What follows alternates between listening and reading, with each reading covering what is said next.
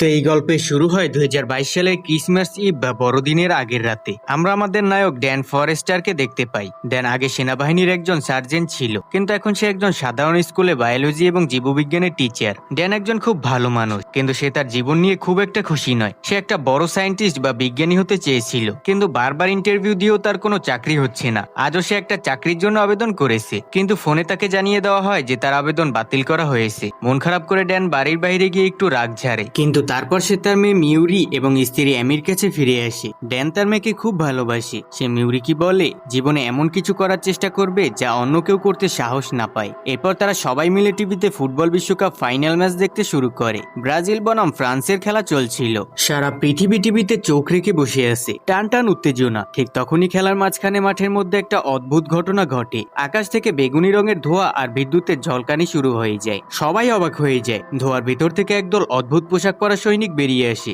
তাদের হাতে আধুনিক সব অস্ত্র ছিল। স্টেডিয়ামের সবাই ভয়ে চুপ হয়ে যায়। আর সৈনিকদের লিডার, যার নাম লেফটেন্যান্ট হার্ট, মাইক হাতে নিয়ে সবাইকে বলে, আমরা 30 বছর পর অর্থাৎ 2051 সাল থেকে এসেছি। আমরা আপনাদের সাহায্য চাইতে এসেছি। ভবিষ্যতে এক ভয়ঙ্কর এলিয়েন প্রজাতি যাদের নাম হোয়াইট স্পাইক, তারা পৃথিবীতে আক্রমণ করেছে। তারা প্রায় সব মানুষকে মেরে ফেলেছে। আমাদের হাতে সময় নেই, তাই দয়া করে আমাদের সাহায্য করুন, না হলে মানব জাতি ধ্বংস হয়ে যাবে। এই খবর সারা পৃথিবীতে আগুনের মতো ছড়িয়ে পড়ে, আর মানুষ বুঝতে পারে তাদের নিজেদের সন্তানের ভবিষ্যৎ অন্ধকার। এর কয়েক মাস কেটে যায়, আর ভবিষ্যতের এই ডাকে সাড়া দিয়ে পৃথিবীর মানুষ তাদের হাজার হাজার সৈন্য পাঠায়। কিন্তু সমস্যা হলো, যারা ভবিষ্যতে যায় তাদের মধ্যে মাত্র 20 থেকে 25% মানুষ ফিরে আসে। বাকিরা সবাই মারা যায়। পরিস্থিতি এখন এত খারাপ হয়ে গেছে যে এখন আর কোনো ট্রেন্ড সোলজার বা প্রশিক্ষণপ্রাপ্ত সৈনিক অবশিষ্ট নেই। তাই সরকার এখন সাধারণ মানুষদের জোর করে যুদ্ধে পাঠাতে শুরু করেছে। এখন রাস্তায় আন্দোলন শুরু হয়ে যায়। মানুষ প্রতিবাদ করে যে কেন আমরা এমন একটা যুদ্ধে যাব যা আমাদের সময়েরই নয়। কিন্তু সরকারের কিচ্ছু করার নেই। ড্যানের স্কুলে এই প্রভাব পড়ে। ছাত্রছাত্রীরা ড্যানকে বলে, স্যার পড়াশোনা করে কি লাভ, আমরা তো সবাই মারা যাব। কিন্তু ক্লাসের মধ্যে শুধু একটি ছাত্র, যার নাম মার্টিন, সে সব নিয়ে ভাবে না। সে সারাদিন ভলকানো বা আগ্নেয়গিরি নিয়ে পড়ে থাকে। ঠিক সেই সময় ড্যানের ফোনে একটা মেসেজ আসে, আর এই মেসেজটাই ড্যানের জীবন পাল্টে দেয়। তাকে ড্রাফট করা হয়েছে, অর্থাৎ তাকে এখন বাধ্যতামূলকভাবে যুদ্ধে যেতে হবে। তো ড্যান মিলিটারি বেসে যায়। সেখানে তার হাতে একটা অদ্ভুত মেটাল ডিভাইস পরিয়ে দেওয়া হয়। এই যন্ত্রটি তার শরীরের সাথে এমন ভাবে গেঁথে যায় যে চাইলেও সেটা খোলা সম্ভব নয়। অফিসাররা জানায় তোমাকে 7 দিনের জন্য ভবিষ্যতে পাঠানো হবে। যদি তুমি 7 দিন বেঁচে থাকতে পারো, তবে এই যন্ত্রটি তোমাকে অটোমেটিক বর্তমানে ফিরিয়ে আনবে। কিন্তু একটা ভয়ের কথা হলো, পরীক্ষায় দেখা গেছে ড্যান আগামী 7 বছরের মধ্যেই মারা যাবে। তাই তাকে ভবিষ্যতে পাঠানো হচ্ছে, কারণ ফিউচারে তার অস্তিত্বই নেই। ড্যান এই কথা শুনে অবাক হয়ে যায়, আর সে বাড়ি ফিরে তার স্ত্রী অ্যামিকে সব জানায়। অ্যামি কান্না করে বলে, চলো আমরা পালিয়ে যাই। অ্যামি চায় না ড্যান যুদ্ধে যাক। ড্যান বোঝায় যে পালানো সম্ভব নয়, কারণ হাতের ওই যন্ত্র দিয়ে সরকার তাকে খুঁজে বের করবেই। এখন এমি বলে, তাহলে তুমি তোমার বাবার কাছে যাও, তিনি তো মেকানিক্যাল জিনিসে এক্সপার্ট, হয়তো তিনি এটা খুলে দিতে পারবেন। তো ড্যানের বাবা জেমস একজন ভিয়েতনাম যুদ্ধের অভিজ্ঞ সৈনিক ছিল, কিন্তু সে ছোটবেলায় তাকে ছেড়ে চলে গেছে। তাই ড্যানের সাথে তার বাবার সম্পর্ক ভালো নয়। কিন্তু পরিবারের কথা ভেবে ড্যান তার বাবার সাথে দেখা করতে যায়। জেমস এখন একা থাকে। সরকারের বিরুদ্ধে সে সবসময় কথা বলে। ড্যান তখন তার বাবার কাছে সাহায্য চায়, কিন্তু তাদের মধ্যে পুরনো রাগারাগি শুরু হয়। জেমস মনে করে ড্যান হয়তো তাকে সরকারের কাছে দড়িয়ে দিতে এসেছে, আর শেষমেশ ঝগড়া করে ড্যান সেখান থেকে চলে আসে। আর সেই যন্ত্রটা তার হাতেই থেকে যায়। পরের দিন ড্যান ট্রেনিং সেন্টারে যায়। সেখানে তার পরিচয় হয় আরো কিছু সাধারণ মানুষের সাথে। এদের মধ্যে একজন হলো চার্লি, যে একজন বিজ্ঞানী আর খুবই ভীতু প্রকৃতির মানুষ। আরেকজন হলো ডোরিয়ান, যে খুব সাহসী, আর এর আগেও 2 বার ভবিষ্যতে গিয়ে যুদ্ধ করে ফিরে এসেছে। ডোরিয়ান এই নিয়ে 3 বার ভবিষ্যতে যাচ্ছে যুদ্ধ করতে। আর তাদেরকে খুব সামান্য ট্রেনিং দেওয়া হয় যে কিভাবে গুলি চালাতে হয়, ফার্স্ট এড দিতে হয়। এরপর তাদেরকে টাইম ট্রাভেল সম্পর্কে বোঝানো হয়। অফিসাররা বলে টাইম ট্রাভেল হলো একটা নদীর মতো, আমরা শুধু দুটো নির্দিষ্ট পয়েন্টের মধ্যে যাতায়াত করতে পারি, 2022 এবং 2051। এর মাঝখানে কোথাও থামা যাবে না। হঠাৎ তখন অ্যালার্ম বেজে ওঠে। তাদের জানানো হয় এখনই যেতে হবে, ট্রেনিং শেষ করারও সময় নেই। ফিউচার থেকে জরুরি সংকেত এসেছে। তো সবাই ভয়ে কাঁপতে কাঁপতে টাইম মেশিনের উপরে দাঁড়ায়। সেই অদ্ভুত ধোঁয়া আবার তাদের ঘিরে ফেলে। তো চোখের পলকে তারা পৃথিবী থেকে গায়েব হয়ে যায়। কিন্তু এখানে একটা গন্ডগোল হয়। তাদের নামার কথা ছিল মায়ামি বিচের উপরে নিরাপদ জায়গায়, কিন্তু কোঅর্ডিনেট ভুল হওয়ার কারণে তারা মায়ামি শহরের আকাশ থেকে সোজা নিচে পড়তে শুরু করে। এটা একটা ভয়ঙ্কর দৃশ্য। অনেক মানুষ বিল্ডিং এর ছাদে পড়ে সাথে সাথে মারা যায়। ড্যান আর বাকিরা ভাগ্যক্রমে একটা বিল্ডিং এর ছাদে সুইমিং পুলে পড়ে আর প্রাণে বেঁচে যায়। পানির উপরে উঠে তারা যা দেখতে পায় তাতে তাদের রক্ত তো হিম হয়ে যায়। সুন্দর মায়ামি শহর এখন ধ্বংসস্তূপ আর চারিদিকে আগুন ধোয়ার ধ্বংসলীলা। বিল্ডিং গুলো ভেঙে পড়েছে, জনমানবহীন একটা ভুতুরে শহর। রেডিওতে কমান্ড আসে তাদের এক্ষুনি একটি ল্যাবরেটরিতে যেতে হবে, সেখানে আটকা পড়া রিসার্চ টিমকে উদ্ধার করতে হবে। যেহেতু ড্যানের যুদ্ধ অভিজ্ঞতা আছে তাই তাকে এই টিমের লিডার বানিয়ে দেওয়া হয়। ড্যান তার টিম নিয়ে সাবধানে এগোতে থাকে, চারিদিকে শুধুই মৃত্যু। তারা ল্যাবের ভেতরে ঢোকে, সেখানে তারা একটি মৃত এলিয়েন দেখতে পায়। ডোরিয়ান সে এলিয়েনের একটা নখ ভেঙে নিজের কাছে ট্রফি হিসেবে রাখে। তারা ল্যাবের ভিতর গিয়ে দেখে রিসার্চ টিমের সবাই মারা গেছে, তাদের লাশগুলো ঝুলে আছে। আসলে মানুষই হলো হোয়াইট স্পাইকদের খাবার, তাই তাদের এখানে ঝুলিয়ে রেখে গেছে, পরে এসে নিয়ে যাবে। তো রেডিওতে কর্নেল নির্দেশ দেয় ওদের হার্ড ড্রাইভ আর রিসার্চ ডেটাগুলো নিয়ে জলদি বেরিয়ে এসো, ওই এলাকা বোম্বিং করে উড়িয়ে দেওয়া হবে। তো তারা দ্রুত সব ডেটা সংগ্রহ করে নিচে নামতে শুরু করে। সিঁড়ি দিয়ে নামার সময় হঠাৎ একটা অদ্ভুত শব্দ শুনতে পায়, আর তখনই তারা প্রথমবারের মতো জীবন্ত হোয়াইট স্পাইক এলিয়েনের দেখা পায়। এই প্রাণীগুলো দেখতে কি যে ভয়ঙ্কর। সাদা রঙের শরীরের সাথে সাথে এরা দ্রুত গতিতে চলে আর তাদের শরীর থেকে ধারালো স্পাইক বা কাঁটা ছুঁড়ে মারে। তখন এলিয়েনটা তার লেজ থেকে স্পাইক ছুঁড়ে একজনকে মেরে ফেলে। শুরু হয় গোলাগুলি, কিন্তু সাধারণ বুলেটে এই এলিয়েনদের কিছুই হয় না, তাদের চামড়া অনেক মোটা। ড্যান তার টিম নিয়ে পালানোর চেষ্টা করে। সিঁড়ি দিয়ে নামার সময় একের পর এক এলিয়েন তাদের উপরে আক্রমণ করে, এতে অনেকেই মারা যায়। তখন ড্যান তার বন্দুক দিয়ে গুলি করে কাজ না হওয়ায় একটা কুরল নিয়ে এলিয়েনের উপরে ঝাঁপিয়ে পড়ে, কিন্তু এতেও কাজ হয় না। ঠিক সময় ডোরিয়ান এসে তার বিশাল বন্দুক দিয়ে এলিয়েনটাকে উড়িয়ে দেয় আর সবাইকে জানায় এদের ঘাড় আর পেটে গুলি করতে হবে, এটাই ওদের দুর্বল জায়গা। তখন তারা কোনো মতে ল্যাব থেকে বেরিয়ে রাস্তায় আসে। উদ্ধারকারী হাম্বি আসার কথা ছিল, কিন্তু এলিয়েনরা সেটাকে উড়িয়ে ফেলে। এখন তাদের বাঁচার একটাই উপায় লড়াই করা। চারিদিক থেকে শত শত এলিয়েন তাদের ঘিরে ধরে, মনে হচ্ছে এটাই তাদের শেষ মুহূর্ত। ঠিক তখনই আকাশ থেকে ফাইটার জেট আসে আর বোম্বিং শুরু করে। তখন এলিয়েনরা মারা যায়। এত কিছুর মধ্যে ড্যান আর তার কিছু সঙ্গী বেঁচে যায়। জ্ঞান ফেরার পর ড্যান নিজেকে ডোমিনিকান রিপাবলিকের একটি মিলিটারি বেসে আবিষ্কার করে। সে ডোরিয়ানকে খুঁজে পায়। ডোরিয়ান তাকে জানায় যে তাদের টিমে প্রায় সবাই মারা গেছে। ডোরিয়ান তাকে আরো বলে যে তার ক্যান্সার আছে আর সে খুব শিগগিরই মারা যাবে, তাই সে বারবার ভবিষ্যতে ফিরে আসে, কারণ সে নিজের শর্তে মরতে চায়, বিছানায় শুয়ে নয়। একটু পরে ড্যানকে বেসে প্রধান কর্নেলের সাথে দেখা করতে বলা হয়। ড্যান টেন্টে ঢুকে দেখে একজন মহিলা অফিসার দাঁড়িয়ে আছে। অন্য সৈন্যরা তাকে কর্নেল ফরেস্টার বলে ডাকছে। ড্যান তখন চমকে ওঠে আর সে ভালো করে মেয়েটির দিকে তাকায়। হ্যাঁ, এটি আর কেউই নয়, এটি তার নিজের মেয়ে মিউরি, যে এখন বড় হয়ে একজন সায়েন্টিস্ট বা সেনাবাহিনীর কর্নেল হয়েছে।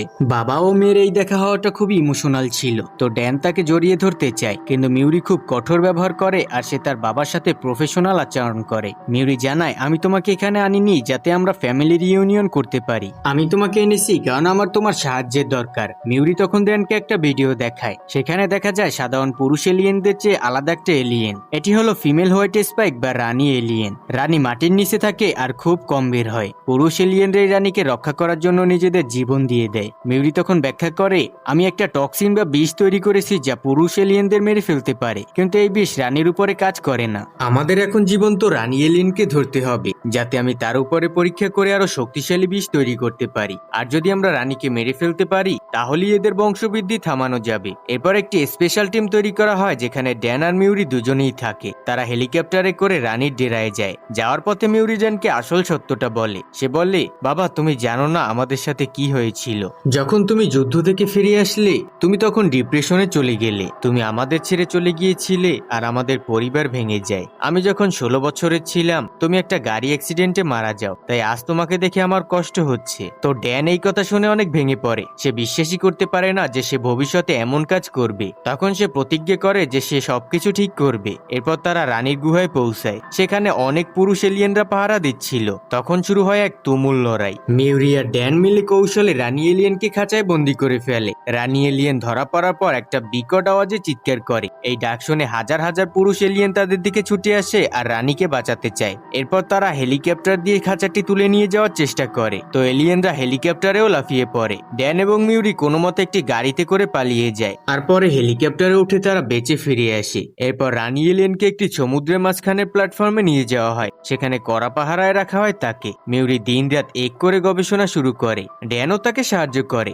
এই সময় বাবা মেয়ের মধ্যে ভালো সম্পর্ক তৈরি হয়। তো ড্যান মিউরিকে বলে, আমি তোমাকে নিয়ে গর্বিত। তো মিউরি শেষ পর্যন্ত এমন একটা বিষ তৈরি করতে সক্ষম হয় যা রানী এলিয়েনকেও মেরে ফেলতে পারে। কিন্তু ঠিক সেই মুহূর্তেই হাজার হাজার এলিয়েন সমুদ্র সাঁতরে প্ল্যাটফর্মে উঠে আসে তাদের রানীকে বাঁচাতে। তখন শুরু হয় এক ভয়াবহ যুদ্ধ। সৈন্যরা একে একে মারা যেতে থাকে। মিউরি ড্যানকে বলে, বাবা, এই বিষের বোতল নিয়ে তুমি অতীতে ফিরে যাও। এখানে আমাদের বাঁচার আর কোনো আশা নেই। তুমি অতীতে গিয়ে এই বিষ তৈরি করবে আর যুদ্ধ শুরু হওয়ার আগে এদের মেরে ফেলবে। তো ড্যান তার মেয়েকে ছেড়ে যেতে চায় না, কিন্তু মিউরি জোর করে। ইতিমধ্যে রানী এলিয়েন ছাড়া পেয়ে যায় আর মিউরিকে আক্রমণ করে। তখন ড্যান তার মেয়েকে বাঁচাতে যায়, কিন্তু টাইম মেশিনের সময় হয়ে গেছে। চোখের সামনে ড্যান দেখে তার মেয়ে এলিয়েনের হাতে মারা যাচ্ছে, আর ঠিক তখনই সে বর্তমানে 2022 সালে ফিরে আসে। আর তার হাতে সেই বিষের ভায়াল, কিন্তু সে মানসিকভাবে বিধ্বস্ত। সে জানে তার মেয়ে ভবিষ্যতে মারা গেছে। সে জানতে পারে যে ফিউচারের সাথে লিঙ্কও বিচ্ছিন্ন হয়ে গেছে, অর্থাৎ তারা আর ভবিষ্যতে যেতে পারবে না। তখন সবাই হাল ছেড়ে দেয়, মনে করে পৃথিবীর ধ্বংস নিশ্চিত। কিন্তু ড্যান হাল ছাড়ে না। সে তার স্ত্রী অ্যামিকে সব বলে। অ্যামি তাকে একটা গুরুত্বপূর্ণ ক্লু দেয়। সে বলে, তুমি বলেছিলে এলিয়েনরা 2048 সালে রাশিয়াতে প্রথম দেখা গিয়েছিল, কিন্তু কোনো রাডার বা স্যাটেলাইটে তাদের স্পেসশিপ আসার কোনো চিহ্ন ছিল না। তার মানে এলিয়েনরা আকাশ থেকে আসেনি, হয়তোবা তারা আগে থেকেই পৃথিবীতে ছিল। তো ড্যান ডোরিয়ানের আনা সেই এলিয়েনের নখটা চার্লিকে দেখায়। সেই নখে কিছু ছাই লেগেছিল। তো চার্লি পরীক্ষা করে বলে, এই ছাই তো রাশিয়ার কোনো জায়গার নয়, এটা 1000 বছর আগের চীনের আগ্নেয়গিরির ছাই। তখন ড্যান তার ছাত্র মার্টিনের কাছে যায়, যে ভলকানো নিয়ে পাগল। সেখানেই ড্যান বুঝতে পারে এর আসল রহস্য। এই এলিয়েনরা আজ বা কাল আসেনি, এরা হাজার হাজার বছর আগে পৃথিবীতে এসেছিল আর রাশিয়ার বরফের নিচে চাপা পড়েছিল। গ্লোবাল ওয়ার্মিং বা জলবায়ু পরিবর্তনের কারণে বরফ গলে যায়। এর ফলে তারা 2048 সালে জেগে ওঠে। তার মানে তারা এখন রাশিয়ার বরফের নিচেই ঘুমিয়ে আছে। এখনই তাদের মারার সেরা সময়। তো ড্যান এই থিওরি নিয়ে সরকারের কাছে যায়, কিন্তু কেউই তার কথা বিশ্বাস করে না। তাই ড্যান নিজেই একটা টিম বানায়। সে তার বাবা জেমস, সায়েন্টিস্ট চার্লি, ডোরিয়ান আর ফিউচার থেকে আসা লিউটেন্যান্ট হার্ট, যে আটকা পড়ে গিয়েছিল, তাকে নিয়ে রাশিয়ায় যাওয়ার পরিকল্পনা করে। ড্যান তার বাবার কাছে যায় আর তাকে বলে, বাবা, তোমার দরকার আছে। আমি জানি ভবিষ্যতে তোমাকে আমি ছেড়ে চলে গিয়েছিলাম, কিন্তু আমি সেটা বদলাতে চাই। চলো পৃথিবীকে বাঁচাই। তো জেমসও রাজি হয় এবং তার ব্যক্তিগত প্লেনে করে তারা রাশিয়া পাড়ি দেয়। রাশিয়া সেই বরফে ঢাকা জনশূন্য এলাকায় গিয়ে তারা খোঁজ শুরু করে। অবশেষে তারা বরফের নিচে একটি বিশাল এলিয়েন স্পেসশিপ বা মহাকাশযান খুঁজে পায়। তারা বরফ কেটে ঢোকে আর ভিতরে ঢুকে তারা যা দেখে তা অবিশ্বাস্য। স্পেসশিপের চালক অন্য একটা প্রজাতির এলিয়েন, যারা অনেক আগেই মারা গেছে। আর কার্গো বা মালামাল রাখার জায়গায় হাজার হাজার ডিমের মতো পট সাজানো আছে। এই পটগুলোর ভিতরেই ঘুমিয়ে আছে ভয়ানক হোয়াইট স্পাইক এলিয়েনরা। আসলে এই এলিয়েনগুলো কোনো বুদ্ধিমান প্রাণী নয়, এগুলো ছিল অন্য কোনো গ্রহের তৈরি করা বায়োলজিক্যাল ওয়েপেন বা জীবন্ত অস্ত্র, যা কোনো কারণে পৃথিবীতে ক্র্যাশ ল্যান্ডিং করেছিল। ড্যান আর তার দল সিদ্ধান্ত নেয় তারা সব এলিয়েনকে ঘুমের মধ্যেই মেরে ফেলবে। তো তারা মিউরির তৈরি করা বিষ পটগুলোর মধ্যে ইনজেক্ট করতে শুরু করে। বিষের প্রভাবে এলিয়েনরা মারা যেতে থাকে, কিন্তু তাদের চিৎকার শুনে বাকি এলিয়েনরা জেগে ওঠে। শুরু হয় এক ভয়ঙ্কর লড়াই। স্পেসশিপের ভিতরে ডজন ডজন এলিয়েন জেগে উঠে আক্রমণ করে। তারা বুঝতে পারে পুরো স্পেসশিপটাই উড়িয়ে দেওয়া ছাড়া আর কোনো উপায় নেই। তো ডোরিন, যার ক্যান্সার ছিল, সে বীরের মৃত্যু চেয়েছিল। তো সে বলে, তোমরা পালাও, আমি এখানে বোমা ফিট করে সব এলিয়েনদের উড়িয়ে দেব। ড্যান আর তার বাবা চার্লি সবাই বাইরে বেরিয়ে আসে আর ডোরিয়ান বোমার সুইচ টিপে দেয়। বিশাল বিস্ফোরণে পুরো পাহাড় কেঁপে ওঠে। স্পেসশিপের হাজার হাজার এলিয়েন আগুনের লেলিহান শিখায় ভস্ম হয়ে যায়। সবাই যখন ভাবছে বিপদ কেটে গেছে, ঠিক তখনই বরফের নিচ থেকে বেরিয়ে আসে সেই বিশাল রানী এলিয়েন। সে বিস্ফোরণ থেকে বেঁচে গেছে। তো রানী এলিয়েনটি এখন আরো ক্ষিপ্ত। শুরু হয় বরফের উপরে শেষ যুদ্ধ। একদিকে ড্যান আর তার বাবা জেমস, অন্যদিকে বিশাল শক্তিশালী রানী এলিয়েন। চার্লি স্নাইপার দিয়ে গুলি করতে থাকে। জেমস কুড়াল নিয়ে আক্রমণ করে। তো রানী এলিয়েন ড্যানকে প্রায় মেরেই ফেলেছিল। তখন ড্যান তার মেয়ের কথা মনে করে আর সে জানে তাকে জিততেই হবে। তো জেমস নিজের জীবন বাজি রেখে এলিয়েনটার দৃষ্টি আকর্ষণ করে। এই সুযোগে ড্যান এলিয়েনটার পিঠে চড়ে গলা কেটে দেয় আর তার মুখের মধ্যে সেই বিষের শেষ ভয়ালটাও ঢুকিয়ে দেয়। এরপর তাকে লাথি মেরে পাহাড়ের খাতে ফেলে দেয়। তখন রানী এলিয়েন ছটফট করতে করতে নিচে পড়তে পড়তে মারা যায়। অবশেষে মানব জাতির সবচেয়ে বড় শত্রু শেষ হয়। তো ড্যান আর তার বাবা জেমস বরফের উপরে শুয়ে হাফ ছাড়ে। বাবা ও ছেলের সম্পর্ক আবার ঠিক হয়ে গেছে। তারা পৃথিবীকে বাঁচিয়েছে, কিন্তু কেউ জানবে না তাদের এই গোপন মিশনের কথা। এরপর ড্যান বাড়ি ফিরে আসে। সে তার স্ত্রী আর মেয়েকে জড়িয়ে ধরে। এবার আর সে তার পরিবারকে ছেড়ে চলে যাবে না। সে তার বাবাকেও নিয়ে আসে আর তার নাতনিদের সাথে পরিচয় করিয়ে দেয়। মুভির শেষে আমরা ড্যানের ভয়েস ওভার শুনতে পাই। আমার মেয়ে আমাকে বলেছিল আমি নাকি তাকে ছেড়ে গিয়েছিলাম, কিন্তু আমি আমার মেয়ের ভবিষ্যৎ বদলে দিয়েছি। আমি আর সেই ভুল করব না, কারণ আমার সেরা ভবিষ্যৎ সামনে নয়, আমার সেরা ভবিষ্যৎ হলো আমার পরিবার, যারা এখন আমার সাথে আছে। তো এই ছিল দ্য টুমরো ওয়ার মুভির সম্পূর্ণ কাহিনী। তো মুভিটি তোমাদের কাছে কেমন লেগেছে? ভালো লাগলে কমেন্টে জানিয়ে দিও আর সাবস্ক্রাইব করে দিও। তো দেখা হবে পরবর্তী কোনো ভিডিওতে। ততক্ষণ সবাই সুস্থ থেকো, ভালো থেকো, টেক কেয়ার, আল্লাহ হাফেজ।